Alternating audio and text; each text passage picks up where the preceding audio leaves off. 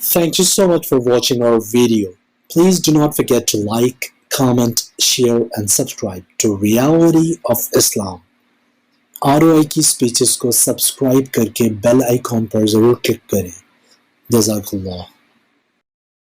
एक बात ये भी समझ लीजिए कि जो अमूमन ये बात लोग कहते हैं कि जी बेरी के पत्तों के साथ 15 शाबान की रात में गुस्ल करें तो उससे भलाएं टल जाती हैं, नेकियां मिलती हैं, और बाज़ कहते हैं जी कि रूहें सर पे सवार होती हैं, तो जब तक बेरी के पत्तों से गुस्ल न किया जाए तो वो रूहें सर से उतरती नहीं हैं। पता नहीं ये बात कहाँ से निकाल के लोगों ने लाई है और क्यों इसको फैलाया जाता है उसकी समझ नहीं आती। तो बहरहाल इसका हकीकत के साथ कोई ताल्लुक, फजूल बात है कि भाई बेरी के पत्तों से गुस्ल करें तो रूहें सर पे बैठी होती हैं, वो उतरती हैं, नहीं तो मुर्दों की रूहें सर पर सवार रहती है। बिल्कुल गलत बात है।